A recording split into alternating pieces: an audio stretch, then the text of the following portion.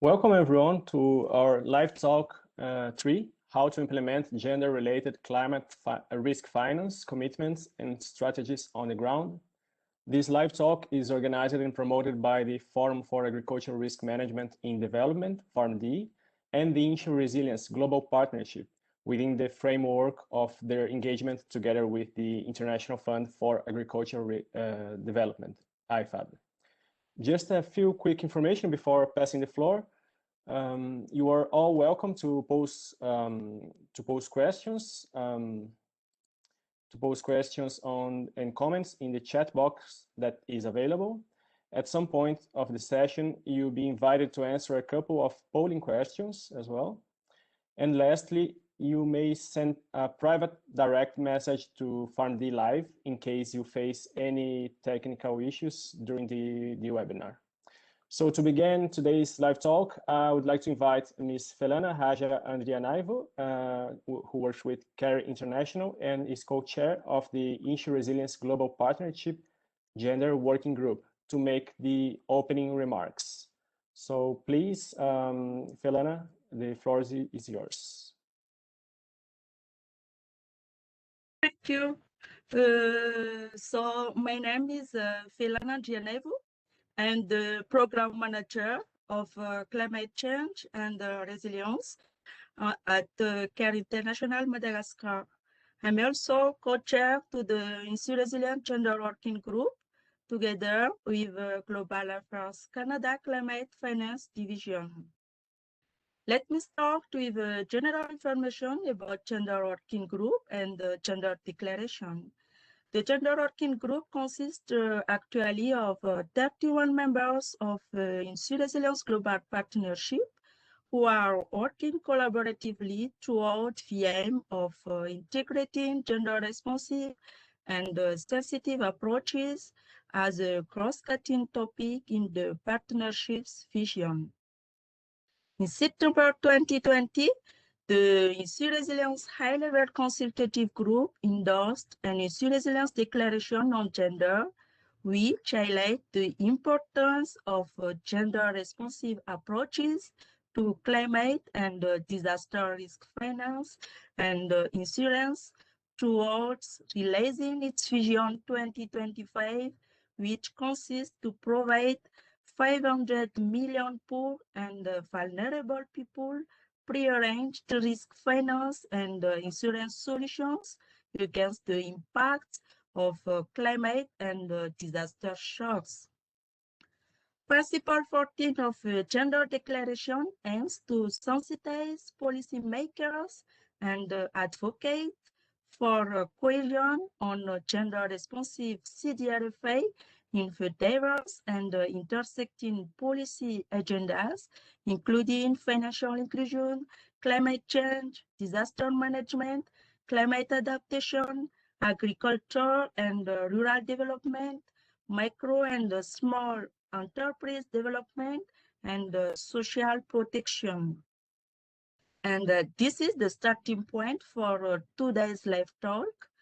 Many of us are aware about neither gender equality nor resilience to climate change and disasters can be achieved without addressing how they impact on each other.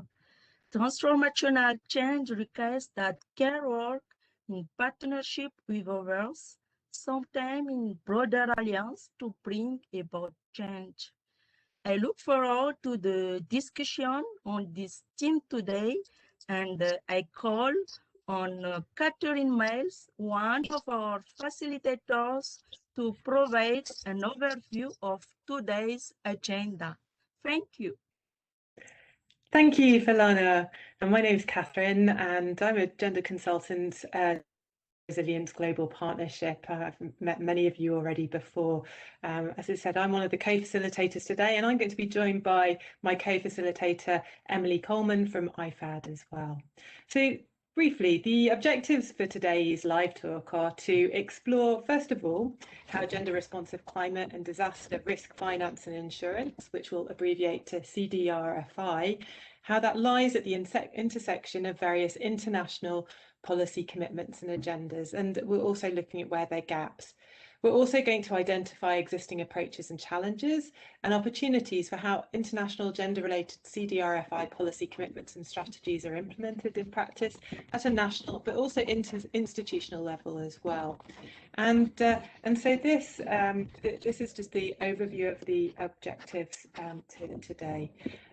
Today's agenda will consist briefly of a presentation followed by 2 panel discussions, and the insights that are going to be shared by the speakers and your inputs as well through the polls and also through your questions and comments via the chat function will feed into the development of 2 knowledge products which are going to guide the InsuResilience Global Partnership's work and the work of other stakeholders as well.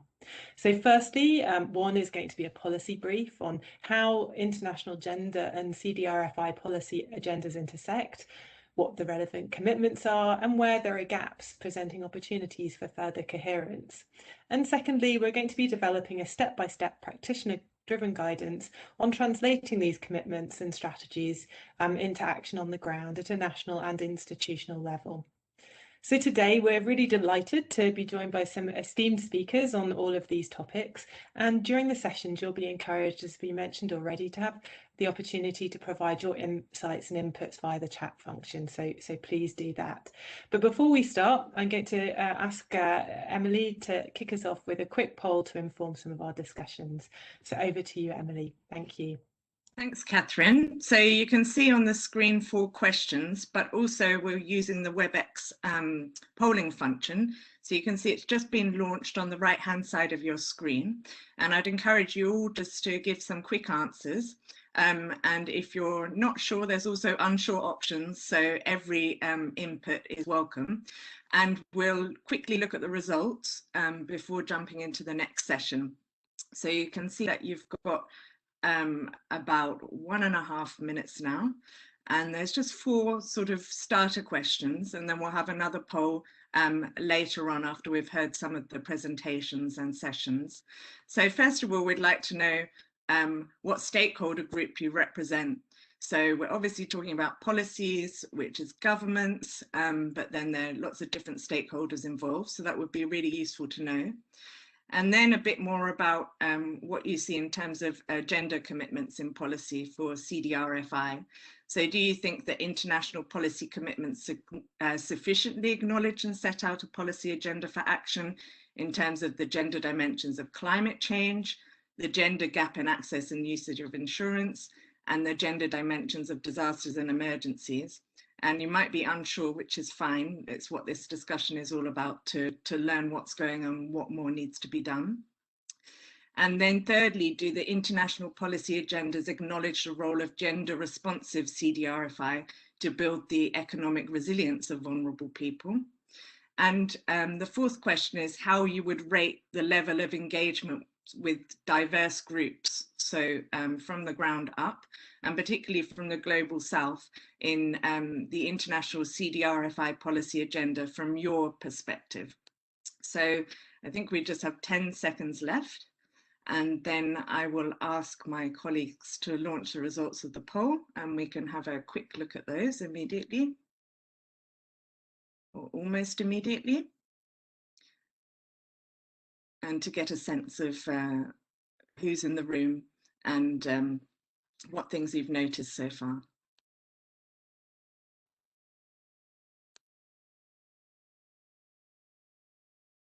So we just wait a second for the poll results to come up. Okay, so not everybody's answers so far, but that's fine. But from the answers that we do have, I notice there's quite a good mix of institutions, but most people are from international organizations. So from my experience in international organizations, that also means that we have a national and also an international policy perspective. So it's interesting because we'll be discussing both. And then about the level of gender dimensions in existing international policy commitments and genders.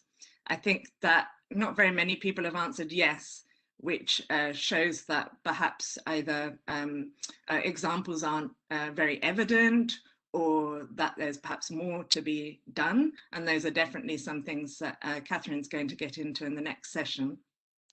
And then I think the last question with regards to engagement with diverse groups, definitely it looks like there's more also to be done, which is an important reflection that we'll be making as we'll be going forward.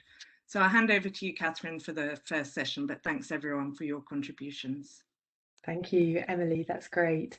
So ahead of our first session, I'd like to spend a few moments just to share some context setting slides on the international CDRFI policy landscape. It's not comprehensive, but it just gives us food for thought. So first of all, what do we actually mean by CDRFI? So for those who are unfamiliar, this term refers to a range of financial instruments and governments that governments are using to address climate and disaster risks.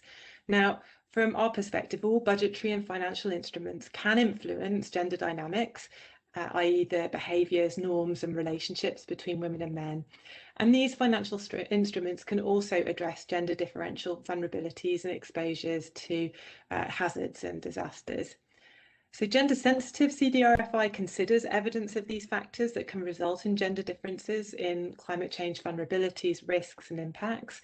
And then gender responsive CDRFI goes a step further and incorporates approaches to overcome historic gender biases.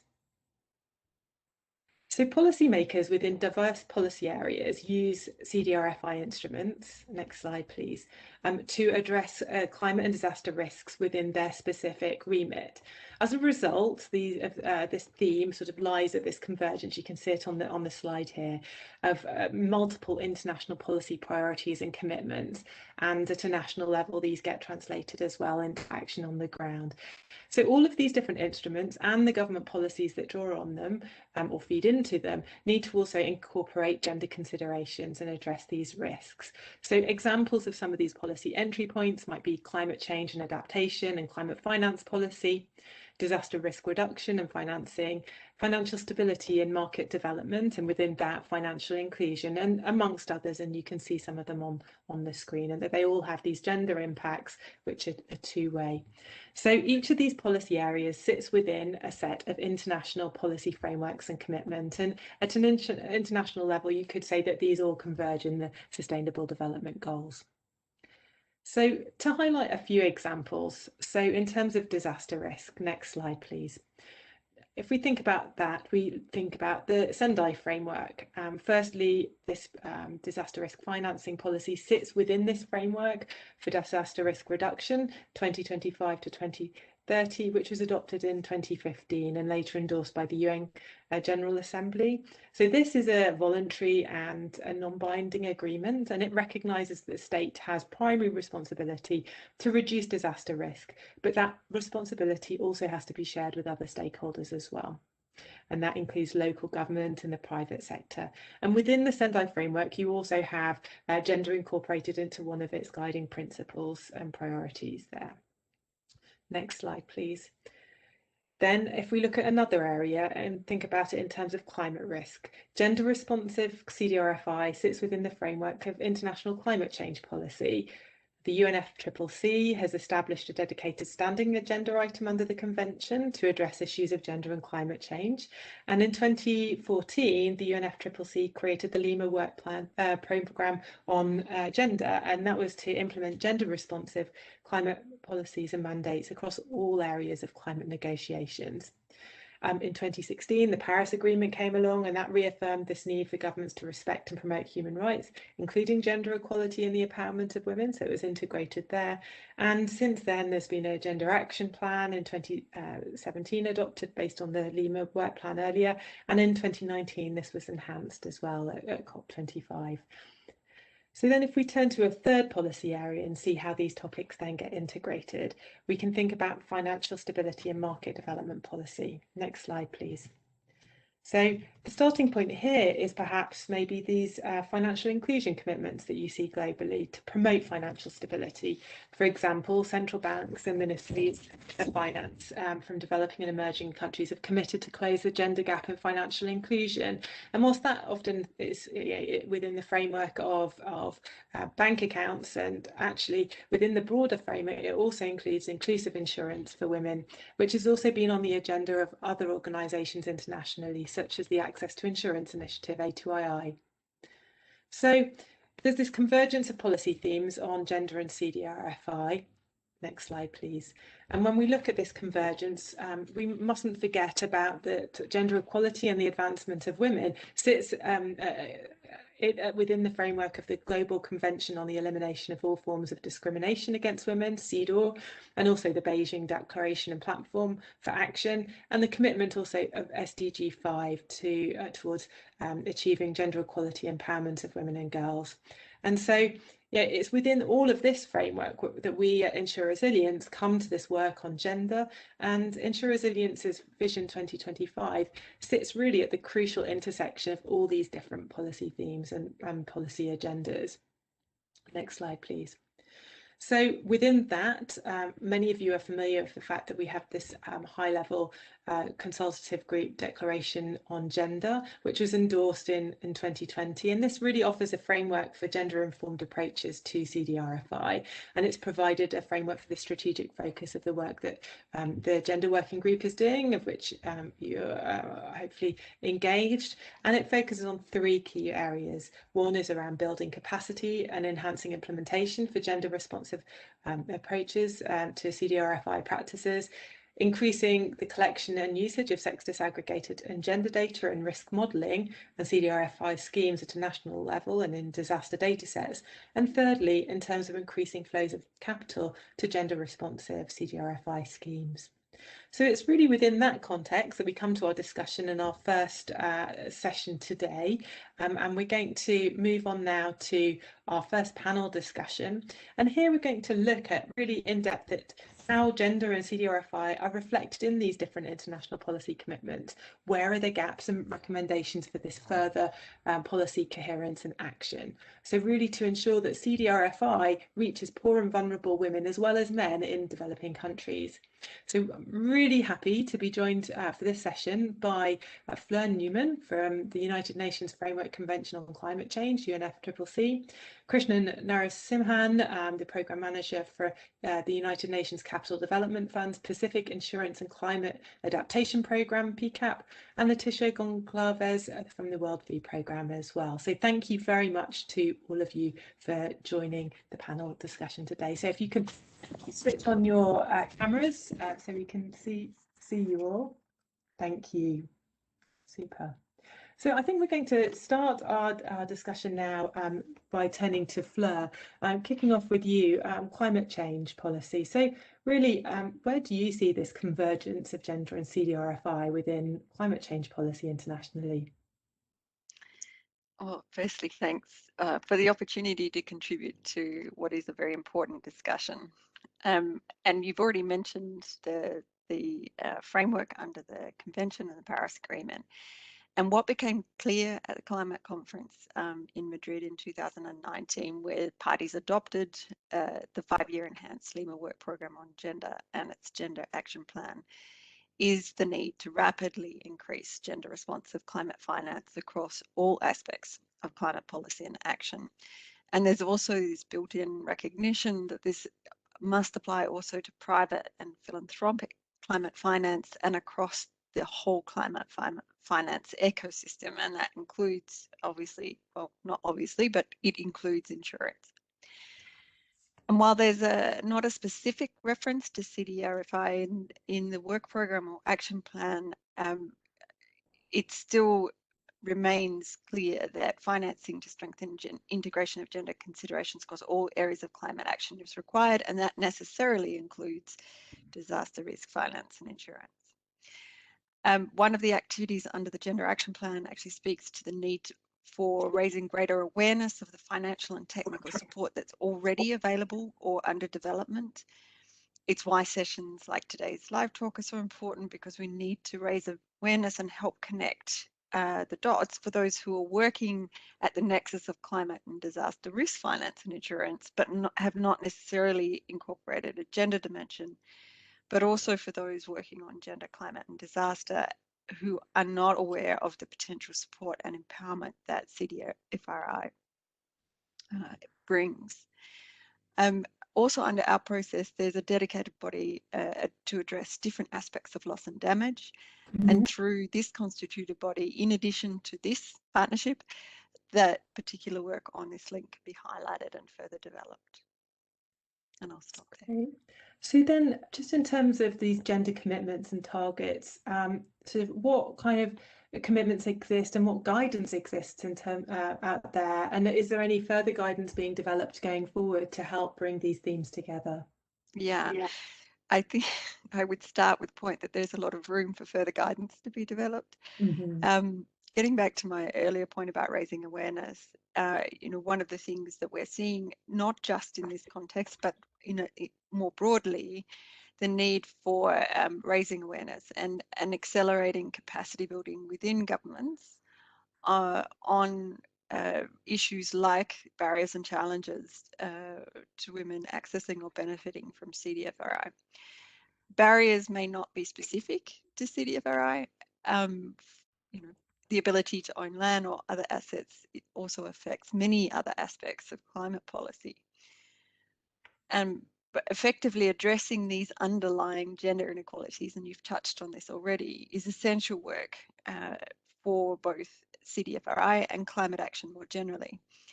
And you've also touched on this. In this category, it's also the need to increase the collection and application of sex disaggregated data to better inform targets and commitments. There are targets and commitments already out there, but what we need is also data. And a lack of data is not a reason to wait, but it's still clear that increasing the availability of sex disaggregated data is needed to inform more effective climate policy. And how can that be achieved? Is there... This is a challenge that that lots of different organizations and countries are addressing in different ways.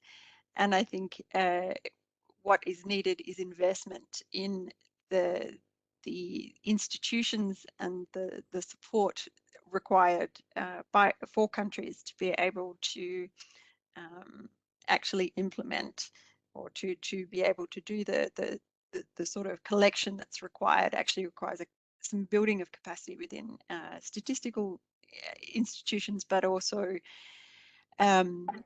it's understanding what data is needed and where the gaps are. So there's a couple of pieces in there. It's capacity around the ability to collect that data, but also understanding what is actually needed and what's missing. And that's fantastic. Really what we're seeing is there is becoming a bit more of this business case in terms of the recognition of the value of sex disaggregated data for these various themes, but actually that next step of collecting it and using it remains a challenge. Thank you very much, Fleur. We'll come back to you again later for some more comment. But I think this data theme is a nice opportunity to turn to Krishnan now, because I know that you've been doing some work in the Pacific around this as well. Now, your policy entry point is financial inclusion policy. Where do you see this convergence then of gender and CDRFI in your work at PCAP? Yeah, thank you, Catherine, and the organizers for this wonderful opportunity to be a panelist. So I represent the UN Capital Development Fund-led Pacific Insurance and Climate Adaptation Program, which is jointly being implemented with the UN University housed Munich Climate Insurance Initiative and the UNDP in the Pacific. It's a regional program. And your point on we do have entry point through the financial inclusion policy agenda, and UNCDF has been in the Pacific through the Pacific Financial Inclusion Program for over a decade, closely working with the central banks in supporting them to develop the financial inclusion policies. And some of the early action in terms of integrating gender into the policy was done even before the Denarov Action Plan. So countries like Solomon Islands were the first to include a gender target in their national financial inclusion strategies, and this was followed by the other countries as well. And then, of course, the Denarov Action Plan came under the IFAD Global Partnership, and therefore it became a little more sharper in focus.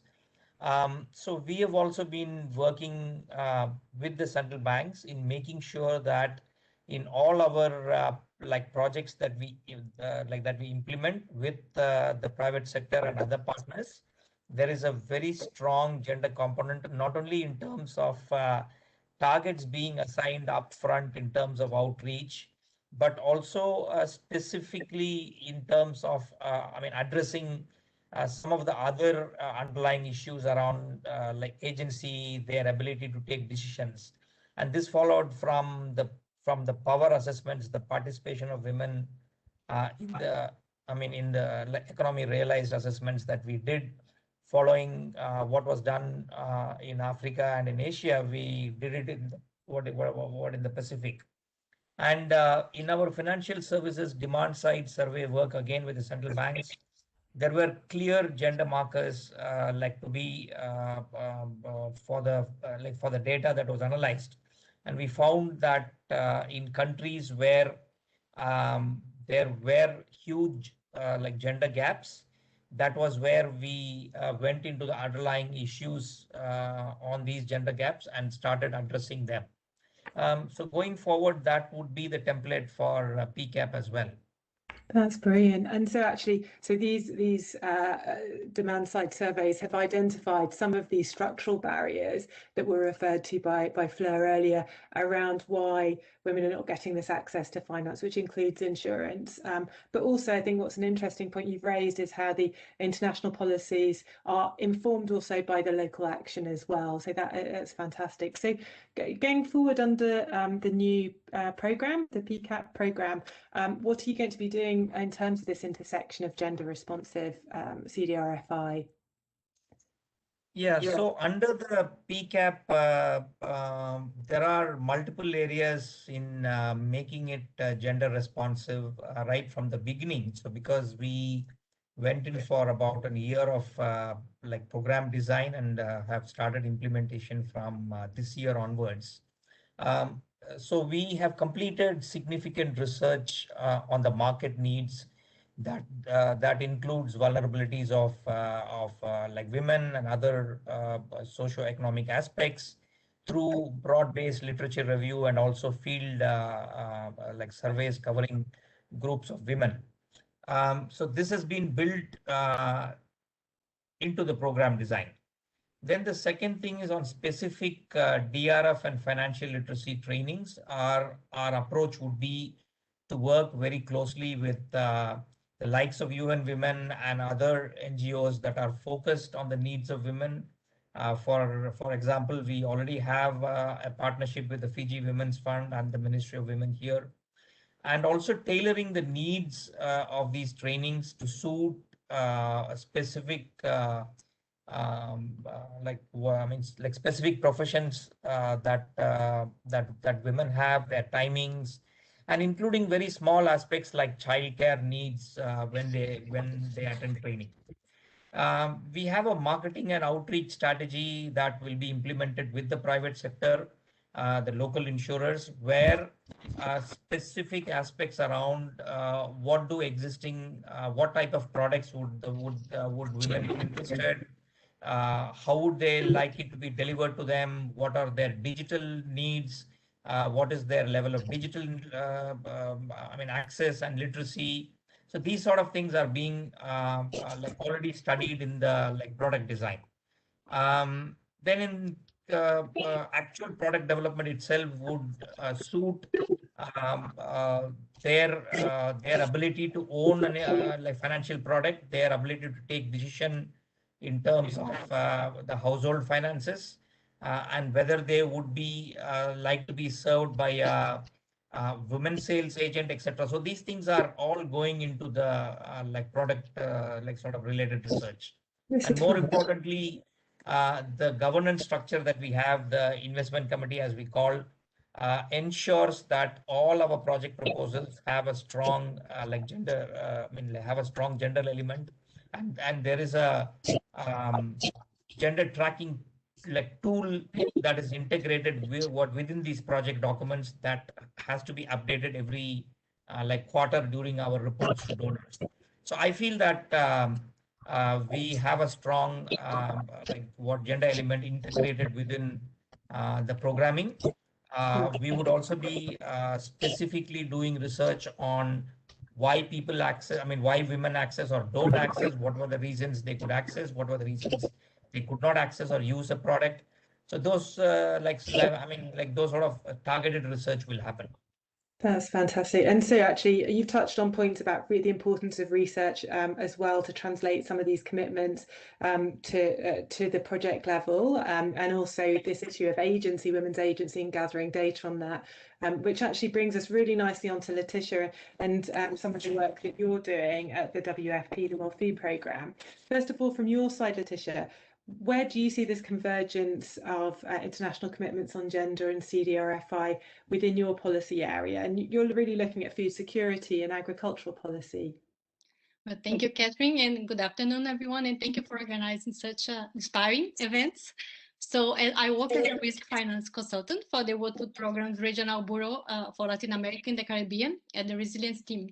So where I provide support to country offices implementing and aiming to implement risk finance solutions and activities. So food security, gender equality, and women's empowerment are fundamental human rights and cornerstones of inclusive, equitable, and sustainable development. So all of WFP interventions aim to address the different needs of all women, men, girls, and boys to achieve zero hunger. This requires tackling the underlying causes of inequalities and promoting women's empowerment to achieve equal opportunities, equal access to resources, and equal voice in decisions in households, communities, and society. So this is stated at WFP gender policy. So our starting point for considering gender-responsive CDRFI is from the perspective of food security and social protection policies, as you said. So within the framework of sustainable development goals, but it touches on other policies areas such as gender equality, women's empowerment, and the financial inclusion. So to end hunger and ensure food security for all, gender equality must be a priority. And this is also reflected at the CDRFI programs implemented by WFP. So we have the CDRFI as a mechanism to achieve food security and to build resilience. So applying gender lens in all program phases in all our projects, including CDRFI programs, is key. So WFP aims to promote gender equality and increase women's empowerment by ensuring women's participation at all phases of programs, including like having an intersectional gender lens into the needs assessments, program design, implementation, and monitoring evaluation. So it can ensure the cross-cutting nature of any gender is acted upon. That's great. And so what does this then mean when you translate it to your country work? So in terms of how you kind of bring together these different policy areas through your country work and engaging also with women's groups? Yeah, so like in the case of Guatemala, the WFP current country strategic plan is aligned with the priorities set out in the government's national plan for 2020 and 24, and also aligned with the long-term national development strategy. So it is focusing in providing a technical assistance for government, social protection, and emergency preparedness programs, promoting transformative approaches such as behavior change to improve diets and climate change adaptation, and employing a comprehensive approach to building resilience of communities at risk of food insecurity and malnutrition. So it is important to highlight that WFP Guatemala also designed its own climate risk financing strategy to improve the portfolio of risk management tools offered to the most vulnerable in the country. And this strategy encourages complementarity between different tools such as savings, credits, insurance, forecast-based finance, while also considering like different levels from the micro to the micro approaches. So, and also in Guatemala, the country office is about to launch the first insurance product launched by WFP in Latin America. So this index insurance is going to be offered to Guatemala and cover smallholder farmers and entrepreneurs against drought and excess rain, so as to protect their livelihoods in case of a shock. So, and also in celebration of the International Women's Day this year, we launched a brochure with focus on gender and risk finance. So in order to tell some successful stories and good practices from Guatemala and also from Zambia, because both countries are in different phases of programs implementation. Zambia is a bit more mature, let's say, but they both have strong gender considerations when implementing its program. So in the case of Guatemala, now in the paper, we have the successful story of 12 powerful women from the Corazón de Maíz group in Alta Verapaz.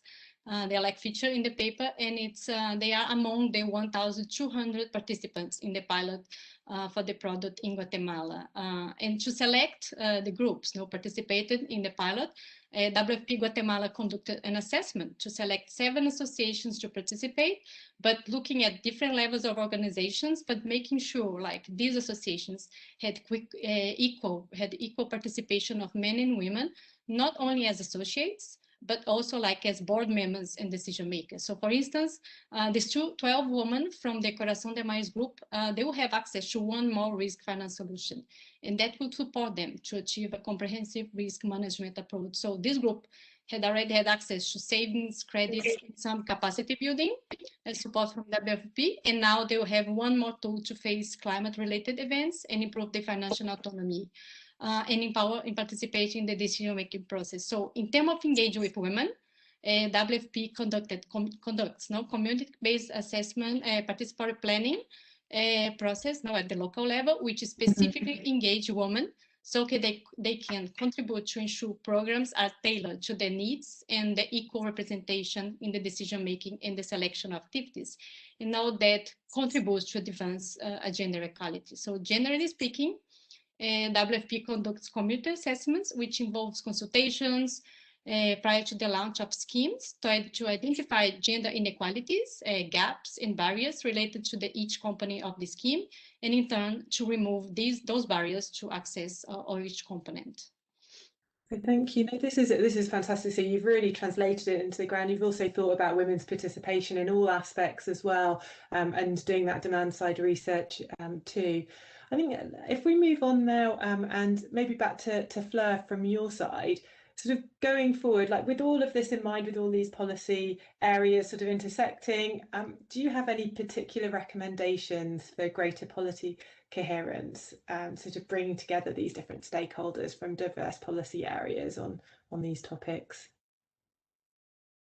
Well, I think this goes to the fact that what we're talking about, all of the, whether it's climate or more broadly around disaster risk, we're talking about systems issues. And, one of the sort of fundamental things is that governments are not set up very well to coordinate or to collaborate across different thematic areas. And we have seen successful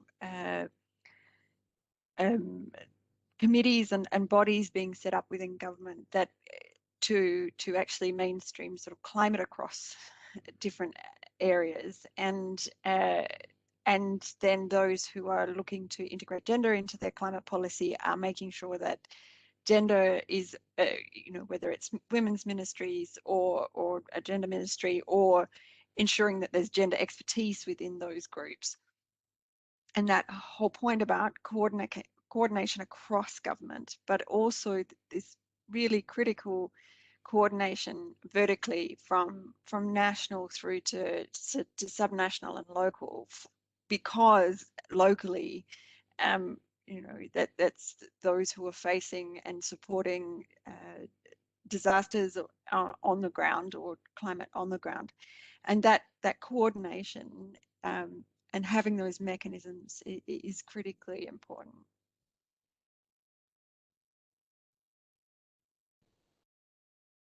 I think, Letitia, you were keen to raise around recommendations for greater policy coherence sort of within country. Maybe do you have any recommendations that you want to build on from what Fleur has said around sort of national level policy coherence? Yeah, I think it's very aligned with what she just said. I was just like nodding because there's a need to the recognition and acknowledgement that gender responsive CDRFI is relevant to multiple policy areas. So the example of like Imelda, going back to the panel from WFP R4 program in Zambia, shows the program in a more mature phase, but also shows like how WFP supports governments participants in their efforts to increase their productivity and resilience of the smallholder for the communities, but also like by providing support to them to a comprehensive risk management approach, combines index insurance, but also like social protection, disaster risk reduction, and financial aid. So this touches on multiple policy areas such as financial inclusion, social protection. No? And I think that regarding the policy coherence is about finding the common objective and how they can apply to the different ministers. No? Like she was saying, we need to firstly, I think, identify these objectives and work towards them. Practically, it is important to have agreements with and coordination with actors from diverse ministries and institutions to support with ensuring that the various policies commitments are translated on the ground and are aligned. So like WFP work is built in coordination with strategic plan from governments. Our work on CDRFI and gender is a way to support the government to achieve their objective. It's not like that we come to them with a solution, but it's about finding a joint plan to find a solution like for them.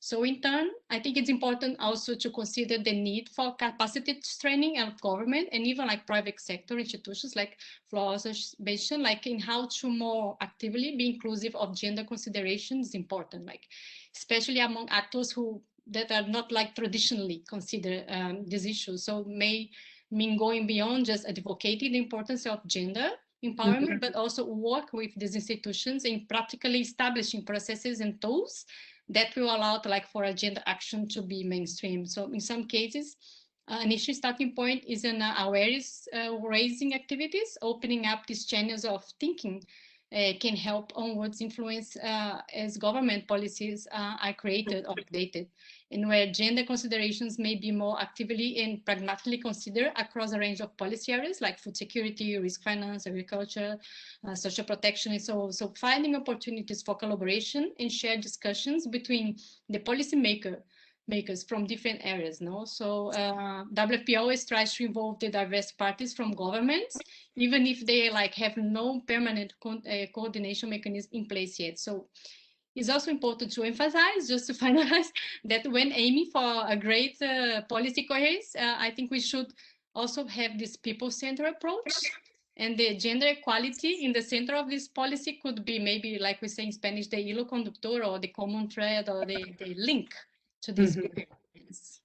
And that brings us, I think, nicely to Krishnan and the work that you do, because you bring in also the perspective of the private sector as well, engaging with them on achieving some of this coherence, but also at a regional level you work. And so, in terms of your perspective, any particular recommendations you've got for achieving this policy coherence, please? Yeah, thanks. So our work is, is to bring the policy agenda and also into practice, because we implement projects with partners, especially private sector. So while there can be a policy agenda pursued with the regulators or the policy makers, it's important to note that the priorities of the private sector would be totally different, and they are more interested in the market and in sustainability and in business. So that's where some of the de-risking instruments of UNCDF is deployed.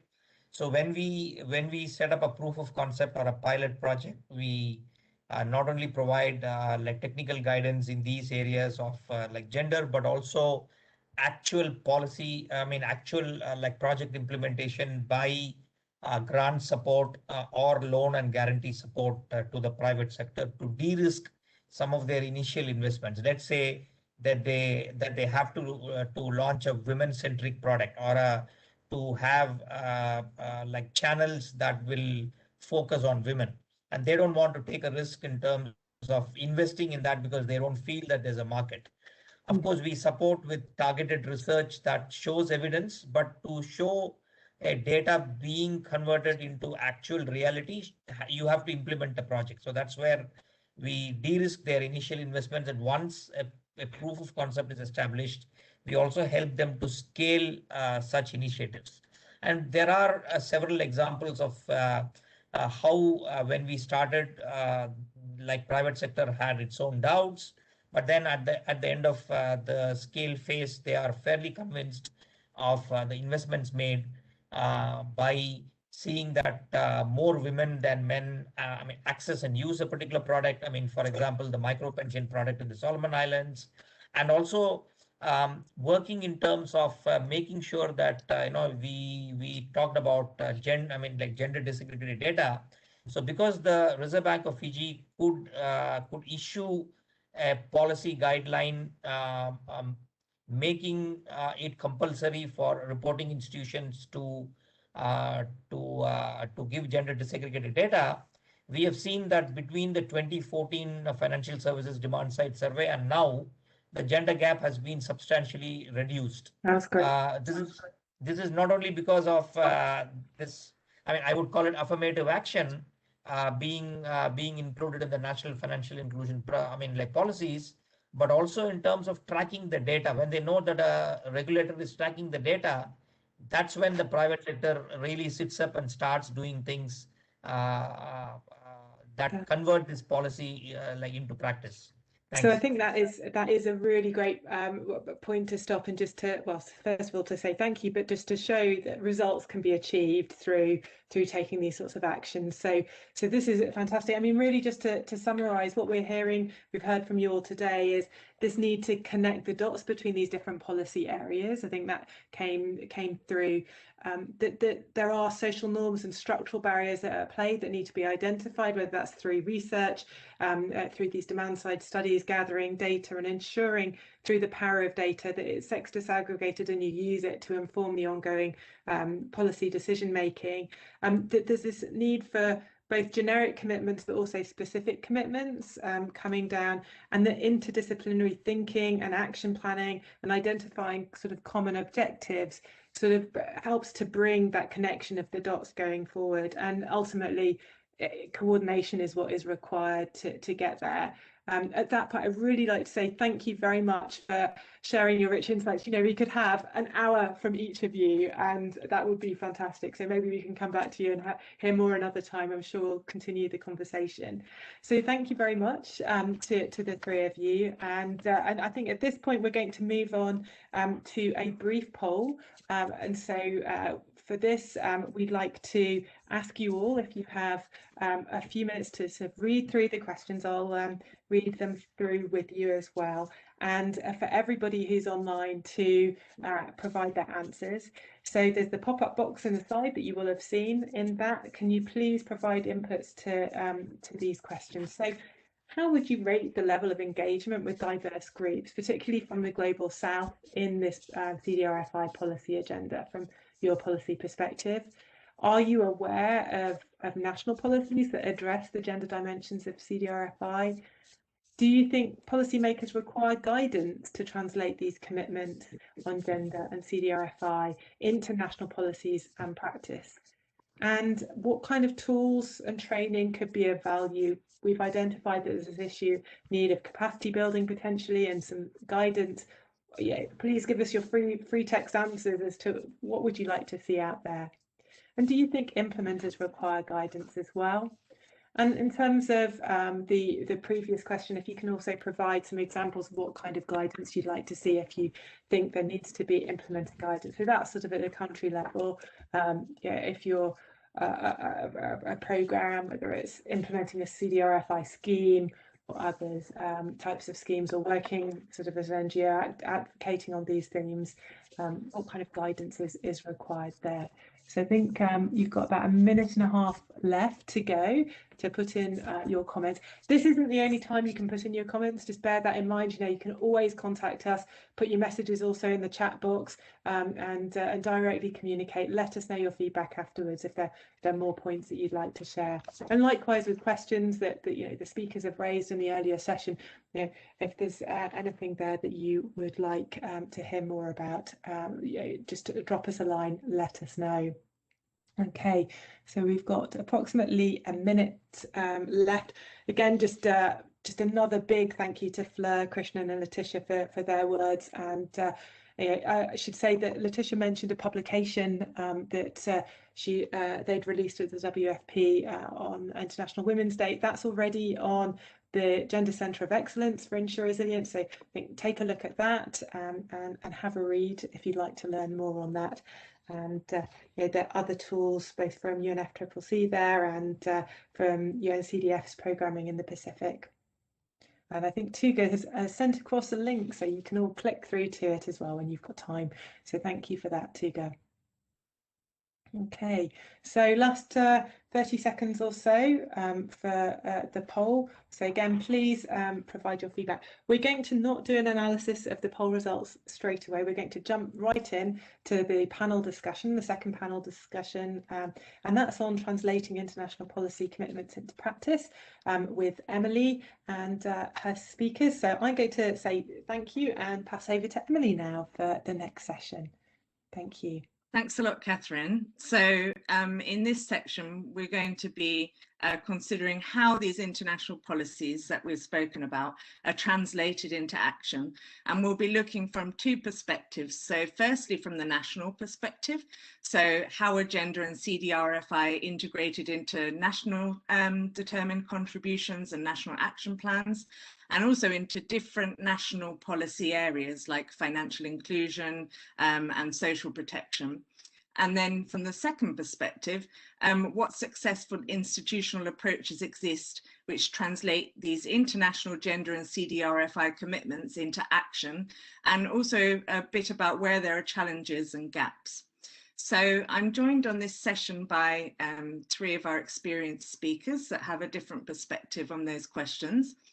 So I'd like to invite you to all switch on your videos, please. And we have Angie Daze from the International Institute for Sustainable Development, Karen Phillips from the Caribbean Policy Development Center, and Sarah Barr from the START Network. So I'll first of all turn to Angie, who will be speaking a bit about the perspective of national policymakers. So Angie, you've been working a lot on national action plans and in various countries and regions. So perhaps you could tell us a bit about what you've done and also how you've helped to ensure policy coherence on gender and climate related commitments at a national level. Thanks, and thanks for the opportunity. It's a great session so far. So at the NAP Global Network, we've worked with a number of countries now to integrate gender considerations in their National Adaptation Plan, or NAP, processes. And this is the key mechanism for advancing adaptation under the Paris Agreement. One of the key steps that we've supported countries in taking is a targeted gender analysis, so they can explore the linkages between gender and climate change, looking at both the policy and institutional aspects, but also the more technical aspects of how to address these issues on the ground. And these analyses yield really concrete and context-specific recommendations for making NAP processes more gender responsive. And this provides a basis for countries to move forward with the following steps in their NAP processes from a more informed place. So for example, Kiribati did a gender analysis when they were planning an update to their NAP document. So the updated version incorporated the recommendations. And this includes specific actions to address gender issues at different levels. For example, the NAP document commits to ensuring equitable participation by women and organizations promoting gender equality in the coordinating mechanism for climate change and disaster risk management at the national level. In another example, in Côte d'Ivoire, we're providing ongoing support to integrate gender considerations in the NAP process. So again, this started with a gender analysis, and that informed the development of a national climate change and gender strategy. The Ministry of Environment then requested the NAP Global Network to place an embedded gender advisor to support them as they advance their NAP process. So she's been helping with things like applying a gender lens to sectoral vulnerability assessments and providing training to different actors involved in the NAP process. And the government has also put in place a national platform on gender and climate change to facilitate networking among relevant actors. And I think these examples really highlight how a gender analysis can influence what happens next. So by getting the recommendations into key policy documents and helping decision makers to understand why this is so important in a concrete manner, we can really make a considerable difference in how countries approach their responses to climate change. Great. And so the examples you've mentioned sound really impressive and definitely like successful or on their way to success. But with all your experience, have you noticed any particular gaps or challenges? Yes, there are many challenges, but for the sake of time, I'm just going to highlight three key ones that come up again and again. So the first is the framing of climate change and how best to respond at the level of national governments. So what we see is that it's often approached from a technocratic point of view. So focused on key economic sectors like agriculture and infrastructure and so on. And, you know, this makes complete sense as a starting point and a way to organize adaptation planning. But we need to ensure that the cross-cutting issues like gender and social inclusion don't get missed when we're taking this sort of sectoral approach. And what this means is that we need a really strong commitment by the ministry that's coordinating the process across the different ministries and actors, and also access to analysis and expertise to support the integration of these issues across the different sectors and, as Fleur mentioned, across different levels. The second challenge is, unsurprisingly, coordination, which also came up strongly on the first panel. These integrated approaches are really complex and they require a great deal of institutional coordination between actors working on gender and climate change and disaster risk management, all of these and key sectors, not to mention finance and planning. And, you know, this is a major lift for under-resourced governments. And I think what's also important to think about is the capacities that need to be built for the coordination to be effective. So facilitation of dialogue, as well as technical capacities. So for the gender ministry to be able to meaningfully engage in discussions about climate change, or for the climate change lead ministry to understand why they need to bring in the gender ministry. So a lot of the requests for support that we receive at the NAP Global Network are really about enabling this type of coordination to happen. And the third challenge that I wanted to flag is what I call balancing progress and process. So basically, things like undertaking widespread stakeholder consultations, which we all know are needed for a gender responsive approach, take a lot of time and resources, and both are often in short supply when it comes to developing policies and plans like NAPs and NDCs. Countries are under a lot of pressure to, you know, submit NDCs, develop NAPs, and they may struggle to invest in the analysis, reflection, and engagement that are needed for these processes to be gender responsive. And again, I think there's an issue around capacity to facilitate inclusive engagement and that collaborative decision making.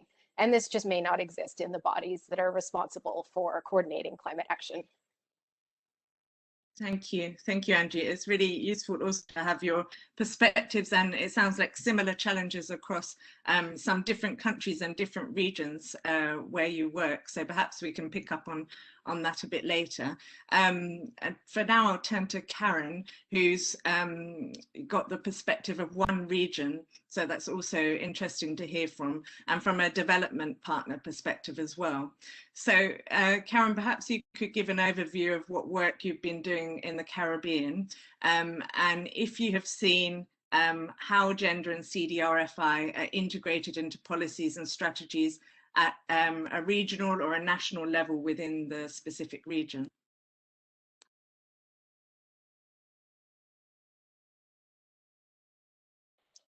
Right. Thank you so much for having me and giving me the floor. So Caribbean Policy Development Center has spent the past 30 years representing the Caribbean people from all 15 states, from Belize to Suriname, in the policy forum as well as on the ground.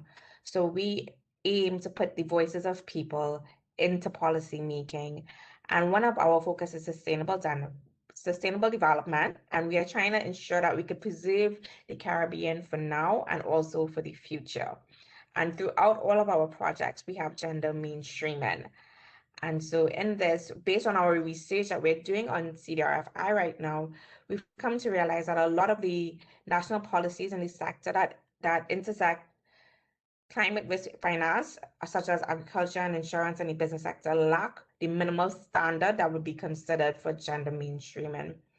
The vision for gender equality has been anchored in the key of all government documents, including climate risk insurance and the agriculture sector, but it's not there. So while our governments have ratified the CEDAW Convention and commits to protecting our women, both rural women and urban, in the form of land reform and resettlement schemes, this could also be extended to include women participation in climate risk finance as a livelihood protection measure. And I know we talked about involving the consultations and having this happen, but there is a clear lack of consultation. In the research that we did in Barbados, Antigua, and Grenada, the women said that they were not aware that parametric insurance even existed, and that's one of the reasons why they were not interested. Was 65% of all the farmers, both men and women, and that was followed by the unavailability of the parametric insurance. They weren't really interested, and then the women said that they lack the understanding of how it works. So there's a need for more consultations to explain how CDRFI can actually help women, and also the affordability. While the man said that they may be interested in price not being a factor, the women were more concerned and saying that if I'm going to have to spend more money on something, I need to ensure that this makes sense and that I can actually afford it. Okay, so if I've understood correct, there is some mention of gender inclusion in the policies existing, but it's not really translated into action. And from your research, you're seeing a gap with women in the different countries. Okay, and so do you think, apart from some of this awareness raising and also the consultations you mentioned, there are other ways or other things that you're doing to help ensure this policy coherence on the gender and the CDRFI commitments? Because Caribbean does a lot on CDRFI. And what do you think needs to be done to ensure this action at a national level? I mean, have you managed to take your findings of your research back to some of the governments yet, or would that be one of your next steps? So that's one of our next steps. We're aiming for the study to be published next month, along with the position paper. And we do hold consultations under our project with MCII and CARE Germany in the region. But what I think is a scaling up of the issues with the policymakers. So therefore actually having the Caribbean community, which is CARICOM, CDEMA, the Caribbean Disaster Emergency Management Agency, and then the 5 Cs to map out and to try to hold states accountable. And also this should be done in conjunction with the CRIF, which is our risk pool that the governments all have insurance with. So there's a matter of understanding that while policies are made by humans, they need to actually be able to include the human aspect of life and ensure that what you are calling affordable is affordable for all. And then also there's a need for a greater collaboration with civil society. We see often that they have a lot of the policymakers have a lot among themselves and in the various high levels. However, there's a lack of consultation with the people on the ground to ensure that what is being affected is being addressed in the policies. Okay, thank you very much. We can pick up on that also later. But just to hear from Sarah as a final perspective, who's representing really financial intermediaries and also NGOs.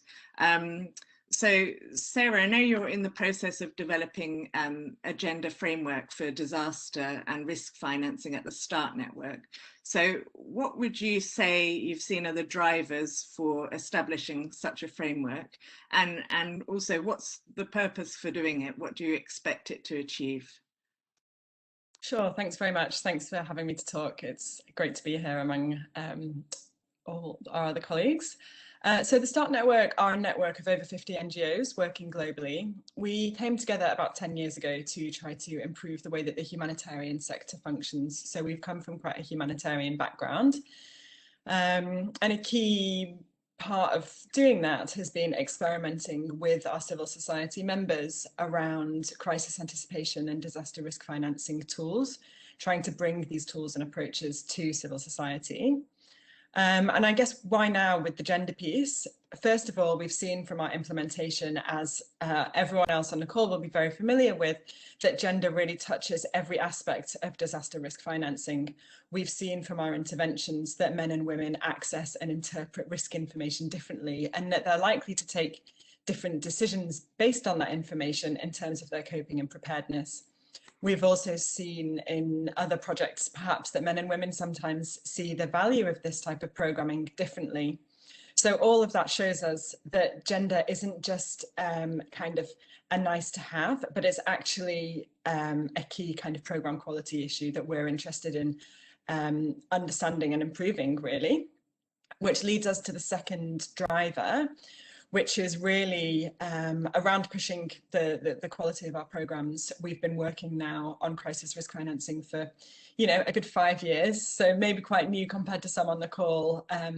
But I guess we're sort of coming past the awkward piloting phase and into a point where our systems and processes are reaching maturity. And so this piece on gender has been part of a broader shift or push for programme quality, which has also included elements of looking at accountability to affected populations and building a sort of quality assurance framework that we can use to look at different risk financing systems that we're building for different hazards in different places. So those are two of the drivers. And I would say that the START Network, as a woman-led organisation, has also provided the perfect preconditions to really push gender when our data shows us that it's what we need to do. And in terms of the purpose, we're really hoping that it's going to make sure that our programs have the same outcomes for men and women, and ensure that we know how to collect the data in order to ensure that our projects are fully gender sensitive. Thank you. That's interesting because you're saying on the one hand, you've really been informed by the data, like also Karen was saying, by the information on the ground, but then you're also recognizing there's a need for better use of data as well. So yeah, that's interesting. And also another thing that I picked up on is that you've all mentioned accountability, and there needs to be accountability from the policymakers to the beneficiaries as well. So there's a lot of similarities in all the different perspectives. And another thing that we've touched on with everyone is the challenges and the opportunities. And so in regards to what you're doing now, developing your framework, what do you see are the biggest challenges and opportunities in the development of it? I mean, there's a few things really, but just picking up on what you were saying about the data, you're absolutely right. I come from a monitoring and evaluation kind of standpoint, so it's all about the data. And I guess we're trying to move from a place of sort of having bits of data in different places that tell us different things about different gendered aspects of our programming, but we're trying to get to a point where we are more systematic in the way that we sort of build and use our data, which I guess brings me on to some of the challenges that I'm anticipating with this work, which is, first of all, and I sort of touched on it before, when we're implementing our risk financing systems, we'll traditionally use a hazard model, which will primarily tell us something about weather, about heat, or about flooding, or about drought. And then we'll use vulnerability information that will depend again on the hazard and the type of programming that we're looking at. But then there's this whole kind of messy, unpredictable, and complicated bit in between those two data sets, which is the behavioural response to risk. How do communities actually make decisions about what they're going to do in the face of a risk, and what are the gendered aspects of that? And I guess I'm seeing as a challenge how to sort of account for that complexity. And relatedly, we're looking at improving the way that our actual vulnerability data is used, improving the quality of it, and making sure that we can sort of link it as effectively as possible to the hazard information that we have, whilst also trying to bring in voices which aren't necessarily represented in big data sets. So what are the missing voices? Who are we not hearing from? And thinking more about like intersectional perspectives on gender. And then I guess linked to that, another challenge would be trying to build tools and frameworks which are specific and clear enough to be applicable, whilst making sure that they are sort of flexible enough to work across different hazards and contexts. So there's a real balancing act that we're playing there. But in amongst all of those challenges and complexities, what I would say is that I think that we have a huge opportunity here to push the quality of our programs. The network is very dynamic and very innovative. We aren't too set in our ways. And I think that we have the flexibility to make adaptations, which will have good impact on the ground. Thank you, Sarah. Yeah, I definitely think that it does sound innovative, and lots of organizations, including me, could learn from what you're doing. So it's really something quite admirable, I think, putting everything together and seeing where the gaps are, and then making sure it's something that can be translated into use across your network as well. So I think that's really good to hear, and it would be good to see the updates on that as well, not just for your organization but beyond. And so I think you were talking about getting some perspectives from voices that are unheard. And so I'd just like to circle back to Karen, because before, Karen, you were explaining how you also interviewed women's groups or women beneficiaries, and they had no idea about the product options available to them and were seemingly left out, even though policy says one thing. And so it'd be really good to hear how you got those perspectives, who you spoke to. Do you approach women's groups, or is this like a strategy of your organization? And do you have any tips for others on getting that missing data? Like Sarah was speaking about, they also need to think about how to get that information from speaking to the forgotten voices. Just to hear a bit about how you do it and if it's part of your strategy. Okay, so it's a multi-layered approach. As I said, all of our projects are gender mainstream. Before we start any projects, we try to see who's at the table and how to ensure that the missing persons could be included. So for the research paper that I'm talking about, we spoke to the small farmers in Barbados, Antigua, and Grenada, both being the smaller ones, the small scale farmers. And then also in addition, for our consultations, our virtual consultations, we tried to have a wide range of persons at the table with us, moving from both those who are in our office and those who are on the ground working with women, women's groups or NGOs, so private sector straight across the board.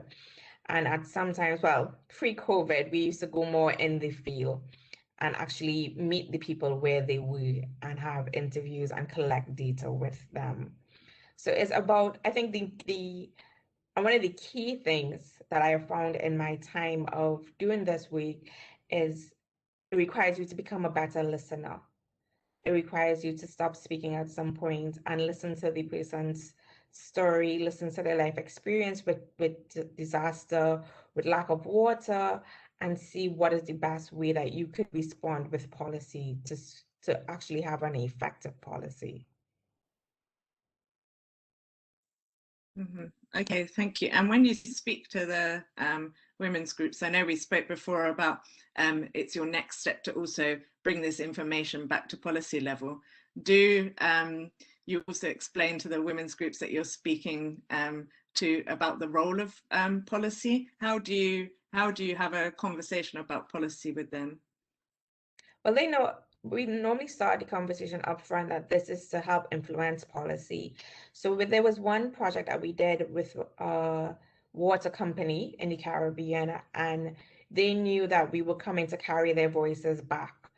And because we carried their voice back in the reports and happened to build the gender policy for the water company, and they saw changes in at least 2 of the communities, they actually got better water access from us going. And so therefore, with our track record in the region of trying and trying to raising the voice, and then also trying to influence policymakers.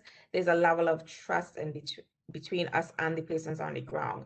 The issue is, and I think it was raised in the previous session, a lot of private sector and state authorities see gender as a checkbox.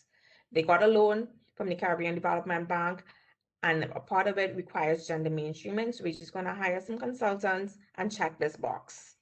But you have to be mindful of that. You may not influence the person at the top, but being able to influence and opening the eyes of the persons on the ground is more impactful. I shouldn't say more impactful, but you will still have an impact, and you'll be able to make those small changes that would eventually cause persons to hold those who are responsible accountable for the way that they view gender and the way that they implement gender.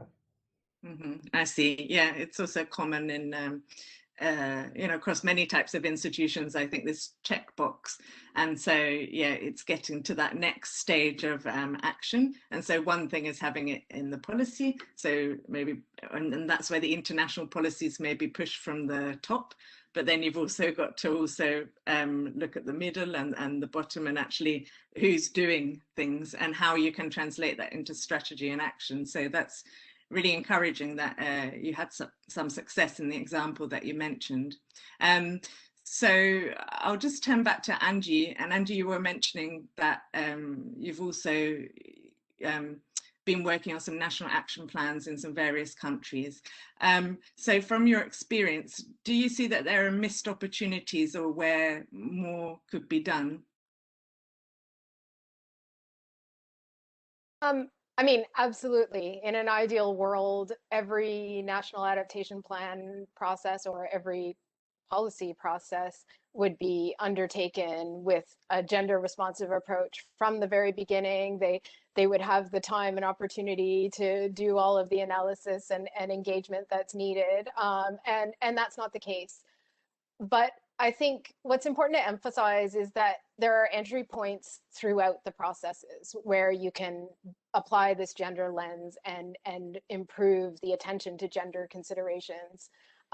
So we've worked, as I said, with a number of different countries, and gender analyses have been done at different stages in the NAP process and have made a difference in the coming steps. So to give another example, Ethiopia did a gender analysis when they had already developed their NAP document.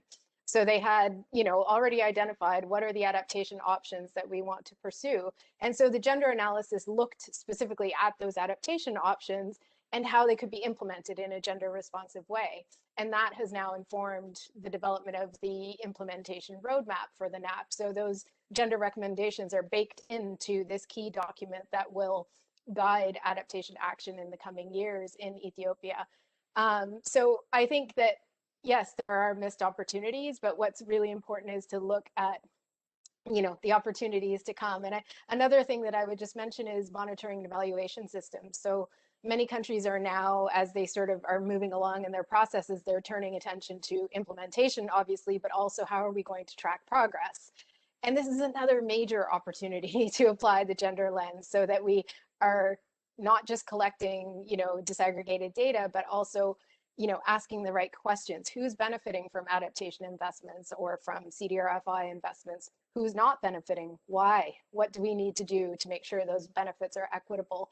So I think that that's another key opportunity that may, even if gender hasn't been successfully integrated up to that point, there's still an opportunity to apply the lens at that point. Okay, great. And what would you say, going from what Karen was saying about sometimes it's seen as a checkbox, why do you see that some countries are not just seeing it as a checkbox, they're also requesting support to translate things into action? Where do you see the pushes coming from? I think there are a number of things happening. I mean, the Gender Action Plan under the UNFCCC and references to gender in key decisions related to NAP processes help because countries are looking to these decisions to guide how they approach them. So that's one piece.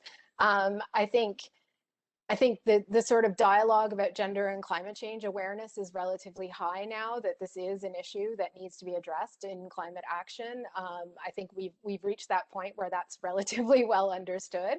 And I think countries are then you know, asking, okay, we get that it's important, but how do we do this?